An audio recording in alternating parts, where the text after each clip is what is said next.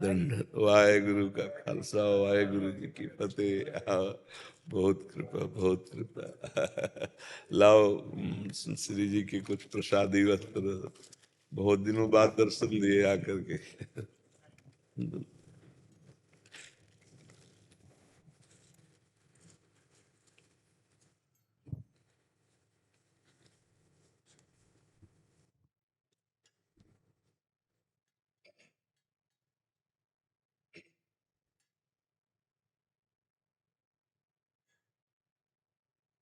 कौन? राधे राम।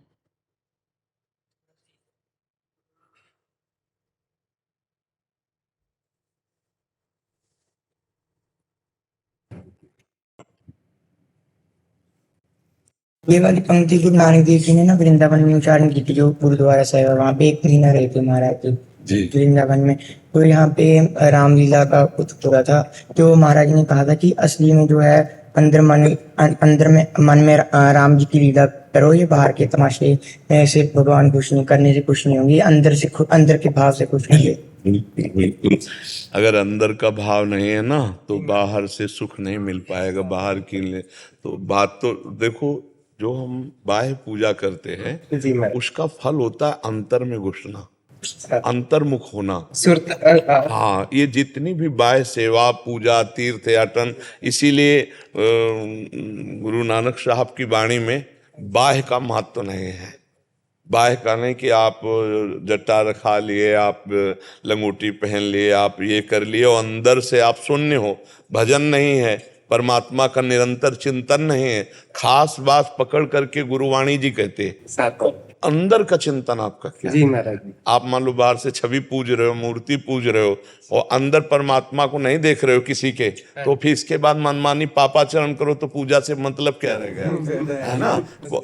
अगर बाह्य पूजा को आप केवल भगवान मानते हो और अंदर आप अपने भगवान नहीं देखे, दूसरों के नहीं देखे, तो आपका व्यवहार गलत होगा। तो बाह्य पूजा का क्या फल मिला है? बाह्य पूजा का फल है अंतर्मुख हो जाना।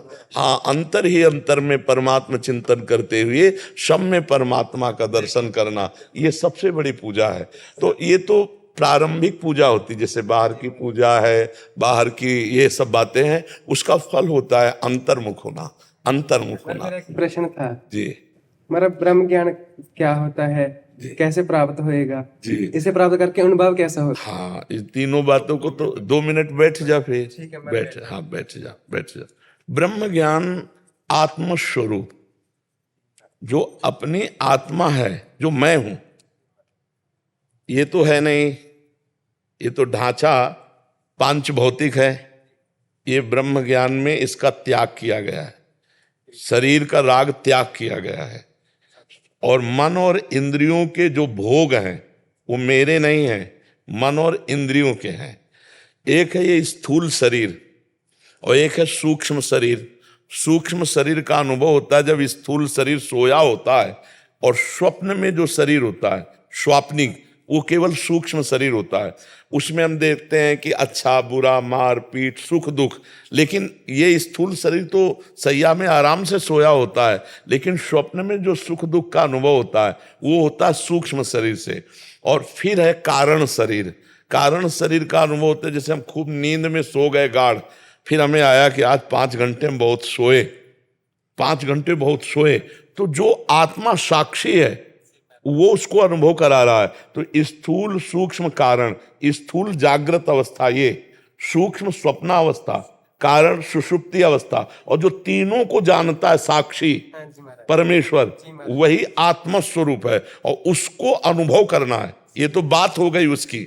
इन तीनों शरीरों से रहित होकर उसका अनुभव करना है, ब्रह्म ज्ञान प्राप्त करना।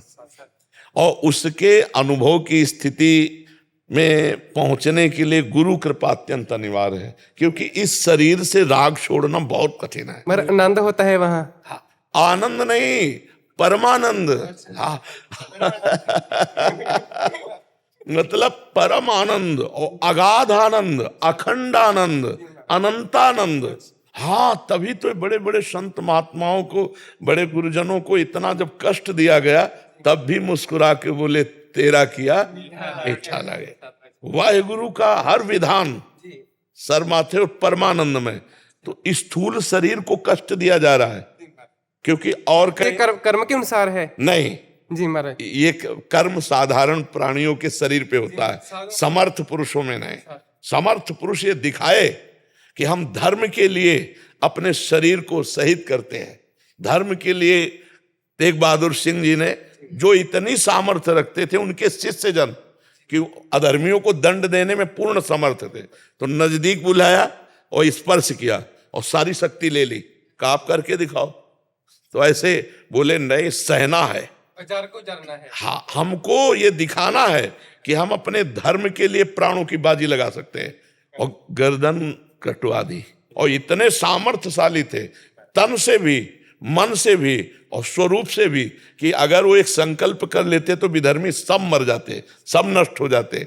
हाँ, तो हमारे गुरुजनों ने उसी स्वरूप में स्थित होकर, स्वरूप में कष्ट नहीं है, देह में कष्ट है, तभी वो कह रहे तेरा किया मीठा लागे। नहीं तो देह जल रही है तो फिर ताप तो लगे ना, लेकिन वो आत्मा, हाँ, जो आत्मा है, नयनम छिंदन्ति शस्त्राणि नयनम दहति पावका न चैनम क्लेदयन्त्यापो न शोष्यति मारुता। अग्नि उसे जला नहीं सकती, कोई अस्त्र उसे छेद नहीं सकता, वायु उसको सुखा नहीं सकती, जल उसे डुबो नहीं सकता। वो ऐसा आत्मा है। हमारा परमात्मा आप भेजता है साधुओं को दुनिया के भले ली। जी जी, वो परमात्मा स्वरूप ही होते हैं। हाँ, जैसे ये गुरुजन है अपने, हाँ, तो सब परमात्मा स्वरूप ही हैं, साक्षात परमात्मा ही आए थे। और थोड़ी मान लो जैसे गुरु अर्जन देव जी हैं, कितना कष्ट सहते हुए भी अपने धर्म, ये जीव थोड़ी है, ये मनुष्य थोड़ी है, ये मनुष्य रूप में परमात्मा है, स्वयं परमात्मा विराजमान है। ये दशयोग जो गुरु है ना, ये स्वयं परमात्मा है। तो कितनी छोटी अवस्था में सबके रोग को लेकर अपने प्राणों का बलिदान दे दिया। रोग उस समय जो फैला हुआ था, दाने वाले गुरु हरकृष्ण, हाँ, तो अपने प्राणों की बलिदान कर दिया गुरु। बहुत छोटी अवस्था में वो गुरु, 8 साल की उम्र थी महाराज। हाँ, 8 साल की। ये सब आत्म स्वरूप है।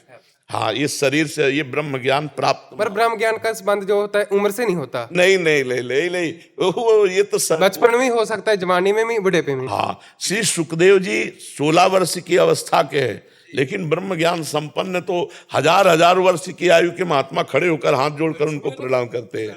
तो इसका अवस्था से कोई लेला दिला है। थोड़ा सा डायलिसिस है महाराज जी का, सुबह 2 बजे से लाओ कुछ प्रसाद दियो। सबसे पहले तो हमको इतना सुख मिलता है आपके दर्शन से, जैसे गुरुजन के पार्षद आते ना, तो हमें बहुत सुख मिलता है।